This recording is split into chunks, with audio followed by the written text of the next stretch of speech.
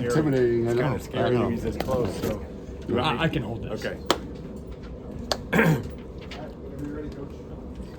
Well, excited to see you all here. It's obviously officially wrestling season if you're all in front of me this close, so we're excited to get going. And, you know, on paper, it's a really, really good team.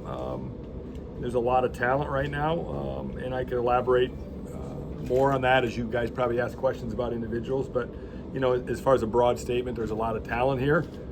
That doesn't guarantee anything, so we've got a lot of work to do. We've got to turn that talent into wins, and we've had a really good preseason, and no secret we got banged up a lot last year, and right now I'm excited to report that we're overall very healthy, and I'm excited we got some wrestle-offs over with this past weekend, kind of step one of that, and then we will train kind of through this weekend, and then we open up, we're going to be able to put our top two guys in at the Cyclone Invite on November 8th. So with that, I'll let you guys take off. Speaking of freshmen, you know, we got to see some of them at wrestle-offs this weekend. You know, you never know what we're going to see with those freshmen, but these guys are ready to go. What did you see from them? Well, obviously Christian Castillo is probably the front liner of that true freshman class, and he's really a talent. Right now, you know, by getting a guy like Steve O'Poulin in as late as we did, and being an All-American, you know, the plan is to redshirt Christian. That doesn't mean that if we need him down the road, we've got a chance with the rules to use him 5 times this year, and we might a couple times. And obviously, we want to stay real healthy there, but expecting big things out of him. You know, he's the headliner in that class. Guys like Steve-O and Vinny, obviously coming from the transfer portal, how have you kind of used the transfer portal in the offseason? Well, you said it. We kind of use the transfer portal in the offseason. So, different philosophy as far as me. You know, 2 years ago, I wasn't a portal fan, and I'm not sure if there's portal fans out there right now, but I think I learned really quick that, you know, if you don't get in and compete for those guys that are already proven, I mean, it's one thing to recruit a blue chip high school kid, but to recruit a kid that's already been an All-American at the Division I level, that's a notch up. So we were a lot more aggressive in the portal this year, and obviously picked up, you know, 4 or 5 guys, and it's really I like all the guys in terms of just, you know, sometimes when you get 5th and 6th year guys, you don't know what you get in terms of work ethic and how they got there, but these guys all really work really hard, so I'm excited about that bunch. I was going to ask you, what's it like living in the portal circa 2025, and then again, you mentioned getting Steve LA. Just how big was that in addition to the other guys you got with that experience? Yeah, getting Steve-O and Vinny late was 2 places where we, like I said, with Castillo, we just wanted to, I think he would do really well this year, but to get him to grow maybe just a little bit more and to get him a lot of matches is a good thing. And then 57, we were just young, you know, and I told all the guys after the NCAA tournament last year that, you know, we've got to have guys that can go deep into Friday at each weight. And if we don't have guys that can go deep into Friday, then we're gonna shop around. And you know, the goal still is to develop your team, and we've got guys that we've developed, and like the Frost brothers that came in from ground zero and are on the portal. But in those instances where you're maybe a little deficient in a weight, it's an option now, and you got to play the game. I feel like in your tenure here, you've had a lot of changes in college sports, and this year probably not bigger than having revenue sharing. I guess, how has that impacted your program and how you kind of gone about things in that era now? Well, I think moving forward next year, you know, we'll have some NIL space for us in wrestling, and so that's going to be good. And you know, we've obviously, you know, we've all raised money to help guys get here. I mean, it's no secret, but it's definitely a different time and a different era. If you would have told me, you know, 8 years ago when I stood in front of you for the first time, that I'd be doing the stuff we do out on the road and seeing corporate people and seeing donors and all the stuff that we've got to do to compete, I'd say you're crazy as heck, but here we are. How would you describe Younger's journey back to full health, and when were you, I guess, fully convinced that he was fully healthy? Probably pretty much like the fall. I mean, I saw him this summer getting healthy and get back into shape, but really when we hit the ground, like 2nd week of September, I kind of saw the old guy back, and so he's done a really good job. Obviously, Anthony and Younger getting ready to compete. We're leaving Friday, a couple of us to go out to Rutgers, so those guys compete in the All-Star meet. So those 2 guys are both excited about that opportunity, but yeah, it's fun to have Younger healthy. What did Herrera kind of prove last year? What are you looking out of him this season? Well, he proved that when we threw him into the fire as a baby that he survived, you know, and qualified to the NCAA tournament. And he just came back from the World Championships where he got 5th, which is okay. I'm greedy. I think you should want more than 5th, but that's for a whole other topic and a whole other discussion. But there's been growth there. It's an important time for him now. He's got to step up, and he competes really well. And I'll go on record and say that we got to get more out of him in that room right back there. That's called the practice room. If he can really embrace the practice room, and not just him but our team, he's going to see really good results. But you have to embrace that practice room, and so we talk about it all the time. You're going to get famous in the practice room, and then you just then the product shows up in the big venues and in the World Championships, and that's the next step Daniel needs to make. So I feel like with Younger, one of the things we talked about last year with him was making sure his mentality is right throughout the season. Obviously, we didn't get that full opportunity to see that last year, but how do you feel like he's continually improved in that to be his best self come March? Well, you have to learn how to be tough when things aren't going your way. It's not just wrestling, it's in all sports, but especially in wrestling, because you can't pass the ball, you can't call a timeout. You got to figure it out, and you got 7 minutes to figure it out. And so we work on that constantly. And like I said, this is a really talented team. But talent only gets you to the door, and it's nice to have a talented team, because if you don't have talent, it's really hard to win. But when you do have talent, if you're not able to prepare correctly, that talent really doesn't mean much. And so we have to be extremely tough, and we have to continue to be tough in the practice room, and we've got to be able to battle in there. And if we do that, then it's going to show up at Hilton and everywhere we go. But talent means nothing if you don't have the right mindset, and that's where we've had Younger's had a tough tournament. The last tournament he wrestled in collegiately was the NCAA tournament 2 years ago, and I think everybody knows that didn't go well for him. But I think he did learn a lot from that, and so there's always a lot there when you have failure. I mean, failure's the only way you're ever going to become really great, and so hopefully that failure will catapult him to having a great season. I think it will. Who are some of the new names that fans should know about as they join this new roster? Well, if you look at just the guys that came in, from that weren't here last year, Rocky Elam, 4-time All-American, ranked number 2 in the nation in preseason. There's not many 4-time All-Americans walking the planet. He's placed between 3rd and 6th his whole career. He's going to be a lot of fun to watch. He's really getting healthy now. He had a lot of injuries, a lot of surgeries last year, but he's something else. Isaac Dean from Rider University, he's been a guy that's been knocking on the door to be an All-American. And then we got Steve-O, and then you got Vinny, and so we've got some guys that just from coming from other colleges will be fun to watch this year. How have Rocky and Younger grown to be friends rather than enemies? Rocky showed up in the spring when he was in the portal. He just showed up and wanted to start training with Younger, which I thought was kind of unusual, and they just hit it off really, really good. Younger's a little too big for him right now, so I don't want Younger touching him for another couple of weeks until we get Rocky fully healthy. But even yesterday, I saw those guys drilling together, and Rocky's wrestling IQ is really good, and I saw him kind of coaching up Younger in a couple of positions yesterday. So yeah, there's already that friendship and that bond there.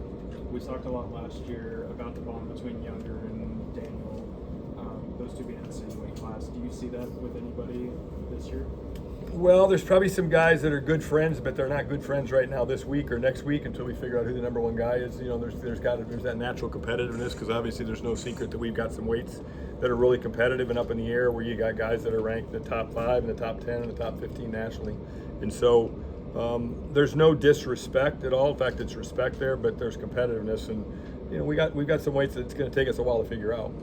You got Grace that got the wrestle off, but Evan Frost, what's kind of a timeline for us seeing him at 33? Evan and Osmani both are progressing down to 133, so we'll see how well they do with that.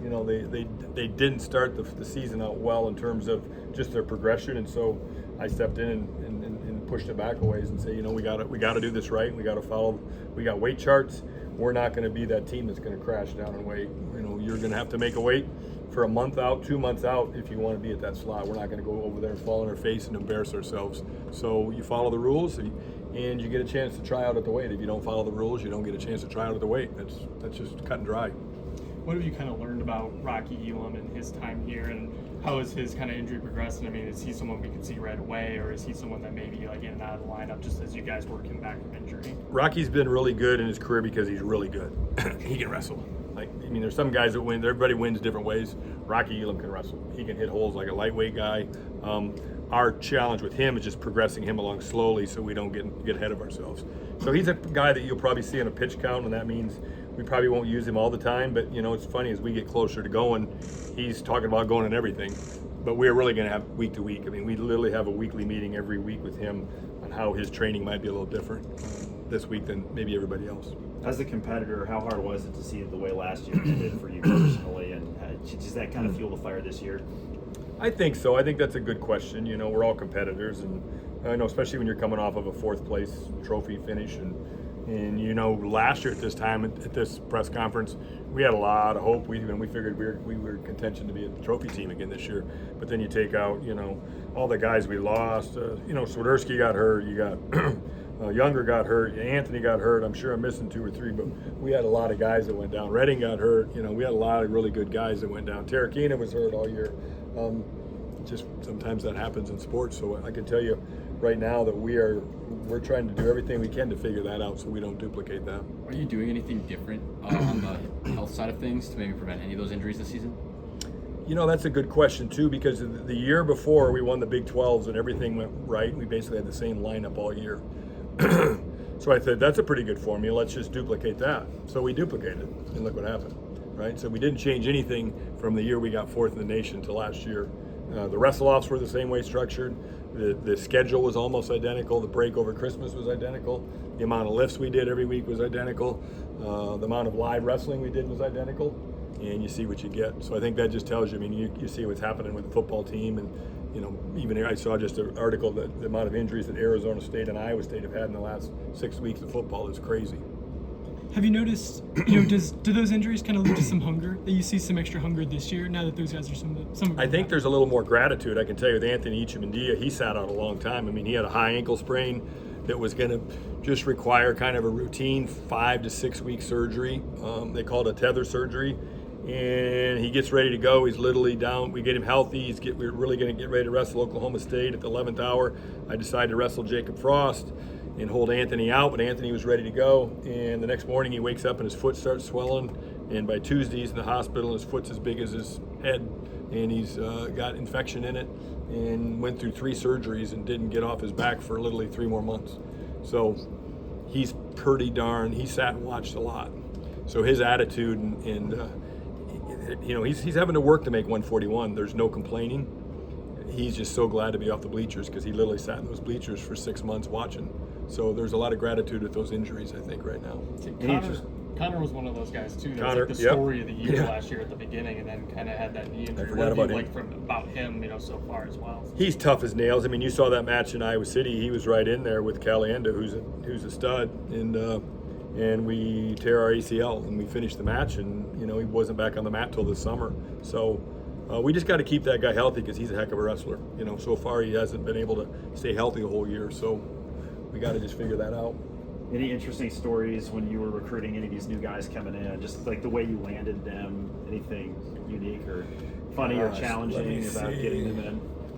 Well, of course, when Rocky got in the portal and we were negotiating with him, everybody was in, when you get a 4-time All-American like that. So just hearing, I can't say it because the TV cameras would all blow up, but just hearing some of the numbers that, that he was offered and some of the deals and this urgency for people to literally just show up at his house and sleep in the curb until somebody answered the door, after he kind of had verbal to us, just the competitiveness of wrestling coaches just blows me away, and some of the dumb stuff they do. But I think that's probably the thing that I'm like, wow, this portal stuff. You think about it, you recruit high school kids and it's competitive enough. We're all trying to get the number 1 or 2 or 3 ranked guy in their weight classes. But now you start throwing 3- and 4-time All-Americans on the market. Wrestling coaches are competitive dudes, and some of the stuff that's being offered. I sure hope the new rules and the College Sports Commission and deals, non-rev share deals going through Deloitte actually has some compliance to it and some teeth to it, because if it doesn't, it's just going to be crazy out there. It's just going to be completely nuts, and they just got to figure that out. How do you evaluate a weight class like Jacob Frost and Panero going at it, going to OT, assuming they've got some familiarity with each other going forward for that weight class? Well, I not just with those guys. I tell the guys that are in really competitive situations. Here we are in late October, and we don't go to the NCAA tournament until mid-March. All right, so it's truly going to be the guy that's the most consistent, the guy that's the toughest, the guy you can count on all year long. So in wrestling we have a lot of open tournaments. So if things don't go well for you right away, you're going to get a chance to go into some really big open tournaments and get yourself back in the game. So the door's never really shut. It's not like we're going to go to we're going to try to, by the time we finish on November 8th, again, at the Cyclone Invite, at that particular point, we're going to try to have the starter for November and December. But then we're going to reevaluate and see, where we're at. If you're the starter and you have a really good November and December, it's going to be really hard to schedule a wrestle-off. But if you're a starter in November and December and you're struggling, and then you got a guy winning tournaments and beating guys at open tournaments, we're going to open it back up, because at the end of the day, we want to make sure that it's about the guy that's really good in February and March that's going to do the best job for us. So, the wrestle-offs are important, but it's not the be-all, end-all. When the word hunger came up, I immediately thought of Pinero, given what he's gone through, having the sport taken away, not always being at his best on the biggest stage. Where's he at, headspace-wise and from a physical standpoint? Physically, he's fine.